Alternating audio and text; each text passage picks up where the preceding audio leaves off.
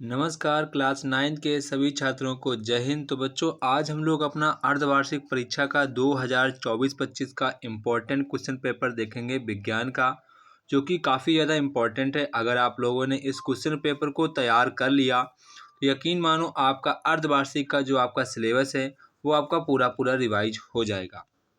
ये question paper काफ़ी ज़्यादा इम्पोर्टेंट है। इसमें आपको जो सभी क्वेश्चन हैं देखने को जो मिलेंगे वो सभी के सभी बच्चों मीडियम लेवल के क्वेश्चन रखे गए हैं, जिसमें आपको ज़्यादा फोकस करना पड़ेगा, क्योंकि जो मीडियम लेवल क्वेश्चन होते हैं वो लगभग यहाँ पर 95 स्टूडेंट टारगेट रखे जाते हैं। पेपर जब भी कभी पेपर आपका बनाया जाता है तो ध्यान रखा जाता है कि मीडियम लेवल के क्वेश्चनों की संख्या ज़्यादा रखी जाती है, और जो यहाँ पर हार्ड लेवल क्वेश्चन होते हैं वो थोड़े से कम होते हैं, 2% ही क्वेश्चन रखे जाते हैं। इस बात को यहाँ पर आपको ध्यान रखना है। पेपर में जब भी आपके क्वेश्चन आते हैं तो थोड़े से वो मीडियम लेवल के ही आते हैं। तो ये क्वेश्चन पेपर जो है मैंने इसको खुद देखा, इसमें आपके सभी के सभी मीडियम लेवल के ही क्वेश्चन है, तो आप इसको पूरा पूरा यहाँ पर देखना है। अगर आप हमारी वीडियो पर नए हैं तो वीडियो को यहाँ पर बच्चों सब्सक्राइब और लाइक करना ना भूलें, और अपने सभी फ्रेंडों को शेयर भी कर दें। तो यहाँ पर बच्चों सबसे पहले आपको आपकी परीक्षा में सबसे पहले खंड आ मिलेगा, मतलब कि आपको एमसीक्यू देखने को मिलेंगे। तो बच्चों, एमसीक्यू स्टार्ट करने से पहले एक हमारी इम्पोर्टेंट बात है। अगर आप बच्चों पेपर में एमसीक्यू पूरे के पूरे सही कर देते हैं तो यकीन मानो आपका स्कोर ज़्यादा से ज़्यादा आएगा, आपके नंबर अधिक से अधिक आएंगे। ऐसा क्यों? क्योंकि जब आप एमसीक्यू पूरे पूरे सही कर देते हैं, जो कॉपी चेक करता है उसको ऐसा लगता है कि स्टूडेंट के पास नॉलेज है तभी तो एमसीक्यू सही हुए हैं, उसको ऐसा एहसास हो जाता है। तो यही बात आपको ध्यान रखनी। जैसे कि अगर आप ही टीचर हो, अगर आपके किसी बच्चे ने सारे के सारे एमसीक्यू सही कर दिए तो आपको नहीं लगता है कि बच्चा वो होशियार होगा, आपको पहले से एहसास हो जाता है। तो ऐसे आप लोग क्लास 9th में हैं तो आप लोगों को टारगेट रखना चाहिए कि आपके एमसीक्यू पूरे पूरे सही जाने चाहिए। तो यहाँ पर हम लोग सारे के सारे एमसीक्यू देख लेते हैं। तो यहाँ पर बच्चों जो हमारा पहला क्वेश्चन है, निम्नलिखित में सदिश राशि है। तो यहाँ पर सदिश राशि की बात की गई है, तो इसमें हमारा परिणाम परिणाम और प्लस दिशा दोनों चीज़ होनी चाहिए। देखते हैं, चाल में तो सिर्फ हमारा परिणाम होता है, दूरी में भी परिणाम होता है, कार्य में भी हमारा परिणाम होता है, दाब में हमारा परिणाम और दिशा दोनों होती हैं। तो वो जैसे कि आप कहेंगे सर ये दाब परिणाम दिशा कैसे होती, समझा दीजिए। तो जैसे कि आपकी ये बाल्टी है, ये आपकी बाल्टी है, इसमें आपने कोई द्रव भर दिया, आपने भर दिया। अब यहाँ से आप ऊपर से 5 न्यूटन का बल लगाएंगे तो देखो ये परिणाम हो गया। क्या हो गया? 5 न्यूटन हमारा क्या होगा? परिणाम हो गया। जो बल आप नीचे की ओर लगाएंगे ये हमारी क्या हो गई? डायरेक्शन। क्या हो गई बच्चों? डायरेक्शन। ये हमारा हो गया, ये डायरेक्शन हो जाएगा, ये हमारा परिणाम हो जाएगा। तो बच्चों यहाँ पर हमारी कौन सी राशि हो जाएगी? सदिश। तो बच्चों यहाँ पर हमारी दाब राशि कैसी हो जाएगी? सदिश राशि हो जाएगी। इसके बाद बच्चों यहाँ पर क्वेश्चन नंबर 2 कह रहा है विस्थापन की दर को कहते हैं। तो विस्थापन की दर को बच्चों हम लोग क्या कहते हैं? उसे हम लोग वेग कहते हैं। अब वेग की दर को बच्चों क्या कहते हैं? वेग की दर को हम लोग क्या कहते हैं? त्वरण कहते हैं। क्या कहते हैं? तो त्वरण कहते हैं, यानी कि एक्सेलरेशन कहते हैं। यहीं पर बच्चों एक्सेलरेशन का मात्रक पूछा गया है। तो त्वरण का यहाँ पर बच्चों आप लोगों से मात्रक पूछा गया, एक्सेलरेशन का यहाँ पर आप लोगों से मात्रक पूछा गया है। तो यहाँ पर आपसे मात्रक निकालना है। तो जब भी कभी मात्रक निकालने को आए तो पता है कि वेग परिवर्तन की दर को हम लोग एक्सेलरेशन कहते हैं। तो वेग हमारा सूत्र क्या होता है? वेग का, तो यहाँ पर आप सबसे पहले वेग का सूत्र लिखेंगे, ऊपर वेग अपॉन समय, ये हो गया वेग परिवर्तन। तो वेग का हमारा सूत्र क्या होता है बच्चों? मीटर प्रति सेकेंड। क्या होता है? मीटर प्रति सेकेंड। और टाइम का क्या हो जाता है? सेकेंड। अब इसको हम लोग सॉल्व कर देंगे। इसको सॉल्व करेंगे, ऊपर मीटर था, नीचे हमारा सेकेंड था, बड़ी सी लाइन, फिर नीचे सेकेंड। अब देखो बाहर अंदर अंदर का गुणा, बाहर बाहर का गुणा, तो क्या हो जाएगा? मीटर प्रति सेकेंड स्क्वायर। मीटर प्रति सेकेंड स्क्वायर। तो ये हमारा त्वरण का मात्रक हो जाएगा। त्वरण का मात्रक क्या हो जाएगा? मीटर प्रति सेकेंड स्क्वायर। तो यहाँ पर हमारा ऑप्शन नंबर बी वाला बच्चों करेक्ट आंसर हो जाएगा। इसके बाद बच्चों यहाँ पर क्वेश्चन नंबर हमारा 4 है, संवेग परिवर्तन की दर को कहते हैं। तो सभी लोग जानते हैं संवेग परिवर्तन की दर को हम लोग बल कहते हैं। क्या कहते हैं? बल। इसे ध्यान रखेंगे, बल। इसके बाद बच्चों यहाँ पर क्वेश्चन नंबर 5 है। तो क्वेश्चन नंबर 5 कह रहा है किसी वस्तु का जड़त्व निर्भर करता है। तो यहाँ पर इनर्शिया किस पर निर्भर करता है ये पूछा गया है। जड़त्व किस पर निर्भर करता है?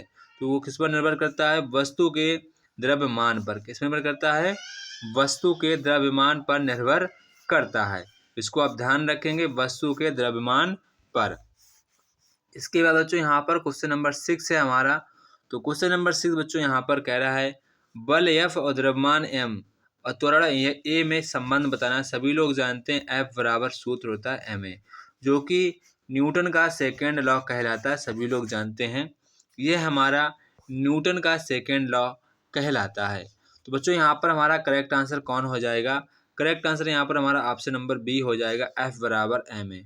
इसके बाद बच्चों यहाँ पर क्वेश्चन नंबर 7 आता है सार्वत्रिक गुरुत्वाकर्षण नियतांक का मात्रक बताइए। अगर आपको याद नहीं है तो कोई बात नहीं, हम अपने सूत्र से ही निकाल लेंगे। ये आपका कैपिटल G होता है, सार्वत्रिक गुरुत्वाकर्षण होता है, जिसका ये हमारा फार्मूला होता है बच्चों, ये हमारा फार्मूला होता है।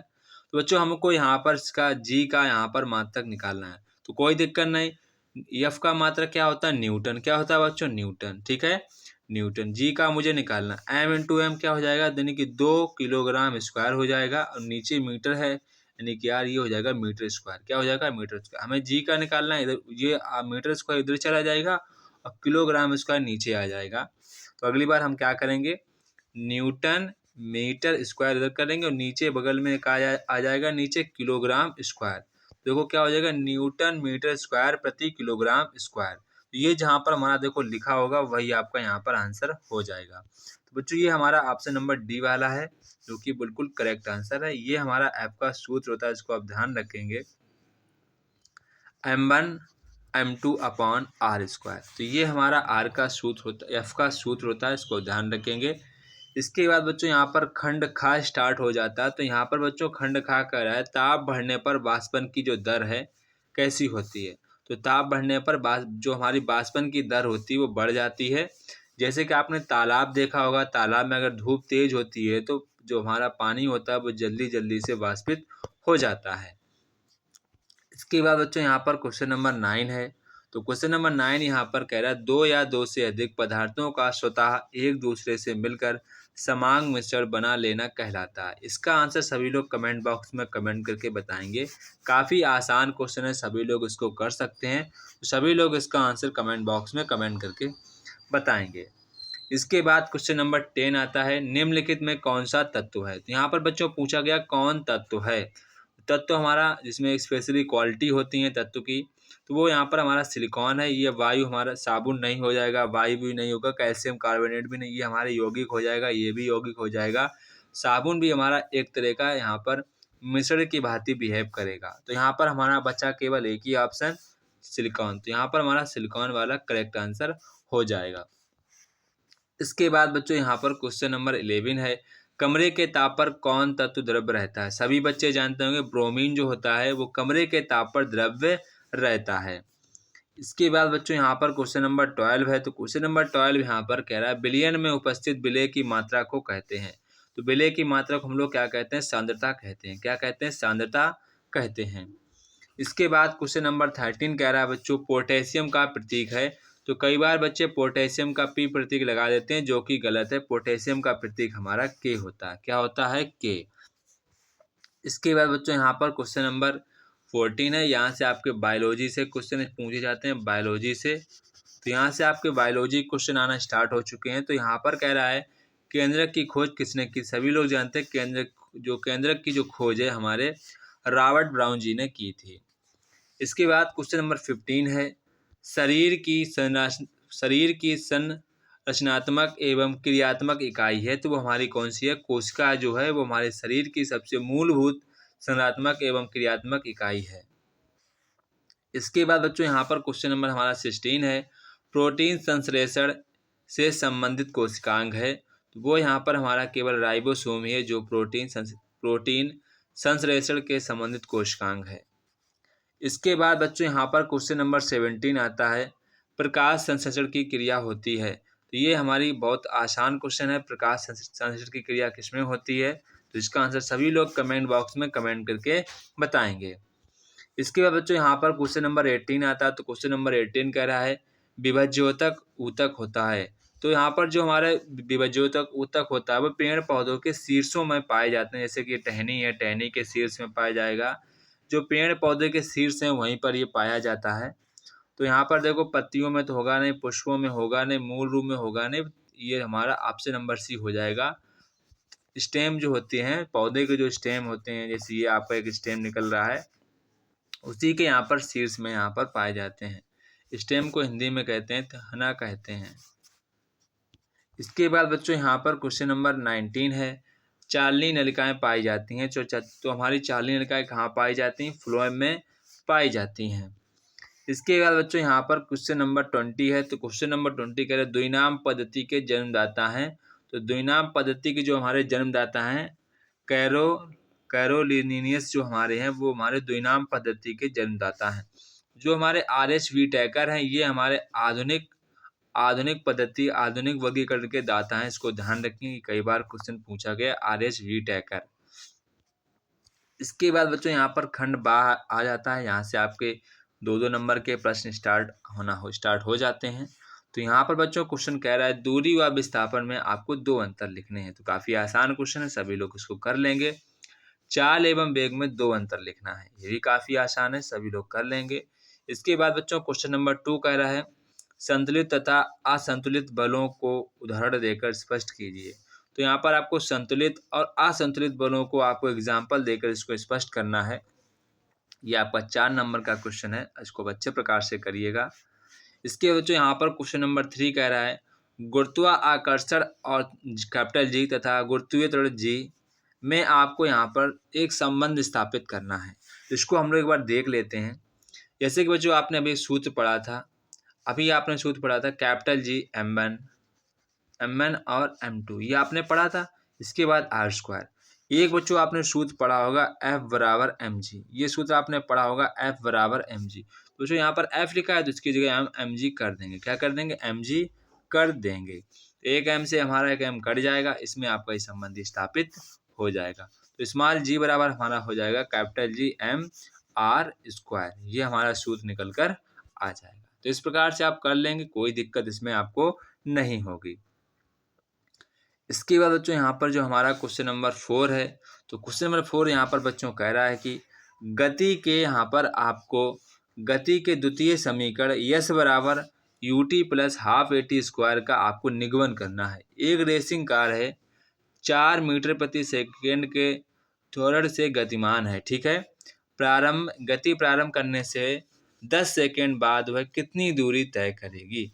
तो यहाँ पर आपको यही वाला सूत्र लगा देना है, ये आपके लिए सूत्र है। यहाँ पर देखो आपका देखो जो u का मान होगा वो 0 होगा और यहाँ पर आपको v का मान आपको यहाँ पर कोई इंडिकेट है नहीं, तो कुछ आपको करना है नहीं, क्योंकि यस बराबर ut प्लस हाफ at² में v की तो वैल्यू कोई आवश्यकता पड़ेगी ही नहीं। तो यहाँ पर आप u बराबर 0 कर लेना है। आपको a की वैल्यू यहाँ पर 4 दी गई है, t की वैल्यू 10 सेकेंड दी गई है। तो बेसिकली आपको s बराबर ut प्लस हाफ at² ये आपको लगा देना है फार्मूला। तो यहाँ पर u की तो वैल्यू 0 है, तो ये पूरा खत्म हो जाएगा टर्म। तो यहाँ पर ये a की वैल्यू हमारी 4 है और और समय की वैल्यू हमारी 10 है, तो 10 का स्क्वायर करेंगे 100 हो जाएगा, इसको काट देंगे। तो ये हमारा जो आ जाएगा 200 मीटर दूरी तय करी। कितनी? 200 मीटर। ये हमारा न्यूमेरिकल इस तरीके से लग जाएगा।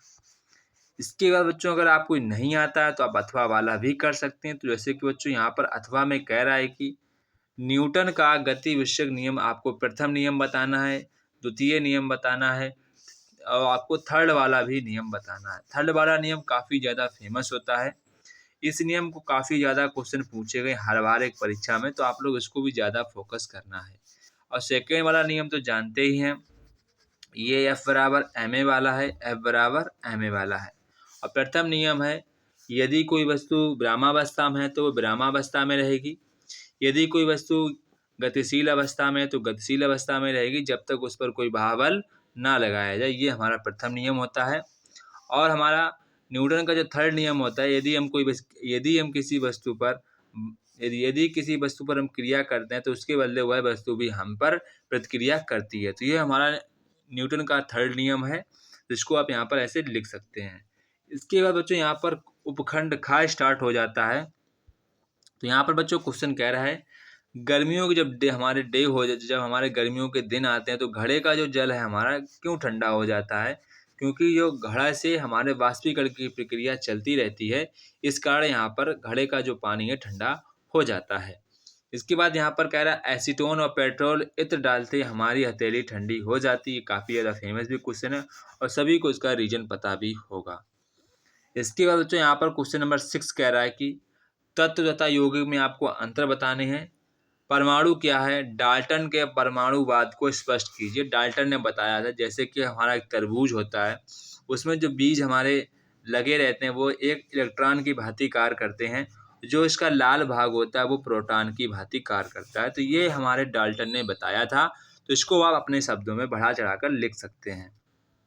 इसके बच्चों यहाँ पर अथवा में कह रहा है ठोस द्रव गैस के अणुओं की विशेषताओं के उल्लेख कीजिए। इसके बाद यहाँ पर कह रहा है कि उपखंड का, तो यहाँ पर ठोस में देख कहेंगे आप उसके जो परमाणु होते हैं, उसके जो अणु होते हैं, काफ़ी उनके बीचों में काफ़ी ज़्यादा बल लगता है। और जो हमारे लिक्विड होते हैं उसमें उनके बीचों में ठोसों की तुलना में बहुत ही थोड़ा सा कम बल लगता है, और जो गैस होते हैं ठोस और द्रव की तुलना में ना के बराबर बल लगता है। तो ये आप अणुओं के संदर्भ में आप बता सकते हैं उनको, तो आपको ऐसे ही यहाँ पर लिखना भी है। इसके बच्चों यहाँ पर क्वेश्चन नंबर जो हमारा 8 है, तो क्वेश्चन नंबर 8 कह रहा है कोशिकांक क्या है? आपको यहाँ पर कोशिकांक सिद्धांत किसने दिया था? कोशिकांक सिद्धांत को स्पष्ट करना है। तो कोशिकांक सिद्धांत आपको किसने दिया था वो आपको बताना है। इसके बाद आपको कोशिका सिद्धांत को स्पष्ट भी करना है कि क्या वो सत्य है या नहीं, वो आपको यहाँ पर प्रूव करके उनको बताना है। इसके बाद बच्चों यहाँ पर क्वेश्चन नंबर जो 9 है वो काफ़ी ज़्यादा इंपॉर्टेंट है आपके हर एग्ज़ाम के लिए। मतलब कि जब भी आप चाहे आपका बोर्ड, मतलब कि आपका जो फाइनल एग्ज़ाम होगा या फिर आपका हाफ ईयरली एग्ज़ाम होगा, उसके लिए जो हमारा डायग्राम है माइटोकॉन्ड्रिया, ये काफ़ी ज़्यादा इंपॉर्टेंट डायग्राम है। इसको आप अच्छे प्रकार से तैयार कर लीजिए। आपके फाइनल एग्ज़ाम और हाफ ईयरली एग्ज़ाम के लिए काफ़ी ज़्यादा इंपॉर्टेंट डायग्राम है। इसके बाद बच्चों यहाँ पर हमारा क्वेश्चन नंबर जो 10 आता है, यहाँ पर आपसे सिंपल ऊतक और हार्ड ऊतक में आपको कोई यहाँ पर 4 अंतर लिखने को बता रहा है। तो यहाँ पर आपको 4 अंतर लिखने, तो आप इसको अच्छे प्रकार से तैयार कर लेना है।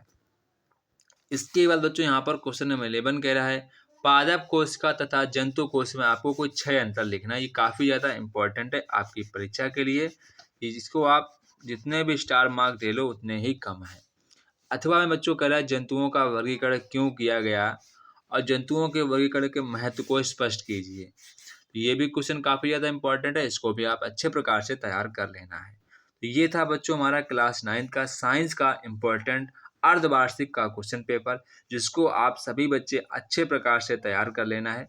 ये आपकी परीक्षा के लिए काफ़ी ज़्यादा इम्पोर्टेंट था, इसलिए मैंने आप लोगों के समक्ष ये पेपर लाया है। आप सभी लोग इसको अच्छे प्रकार से तैयार कर लेना है और अपने परीक्षा में सभी छात्र हमारे अच्छा स्कोर करें, ऐसी हम उम्मीद करते हैं। अगर छात्रों आपको किसी प्रकार का भी डाउट होता है तो आप हमें इस नंबर पर यहाँ पर संपर्क कर व्हाट्सएप मैसेज पर कर सकते हैं। तो जय हिंद बच्चों, फिर मिलते हैं अपने नेक्स्ट वीडियो में। तब तक की आप सभी लोगों को जय हिंद।